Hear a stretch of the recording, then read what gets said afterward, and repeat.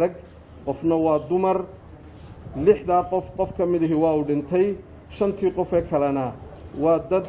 ay wanaagsan tahay xaaladooda caafimaad oo ay gacanta ku hayso wasaaradda horumarinta caafimaadka waxa ay ku sugan yihiin magaalada Hargeysa iyo qof ka yimid magaalada Berbera oo ah qofka runtii dhintay laakiin markii hore ka yimid magaalada Berbera inta kale waxay ku sugan tahay magaalada Hargeysa waxaan jecelahay inaan halkan uga mahad celiyo dadkana soo gaarsiiyay taageerada ilaa imika taageerooyinka cusub ee aan halkan uga mahad celinayo waxa ka mid ah in dawladda Imaaraadku iyaduna ay noo keentay mishiin kale oo ah kii lagu baadhayay shaybaarka oo uu shalayna soo gaadhay mishiinkaas oo isaguna wax weyn ka tari doona sidii kor loogu qaadi lahaa baaritaanka iyada oo waliba ay la socdeen qalabka kale ee lagu soo sanka iyo qofka laga gelinayo oo marka hore tiradoodu inagu yarayd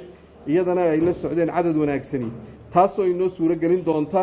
inaynu shaybaarka kordhino oo aynu dad badan shaybaarka ka qaadno aad iyo aad ayaan ugu mahad celinaynaa dawladda Imaaraadka taageerada ay u fidisay ee ay la barbar taagan tahay qarankan Jamhuuriyadda Soomaaliya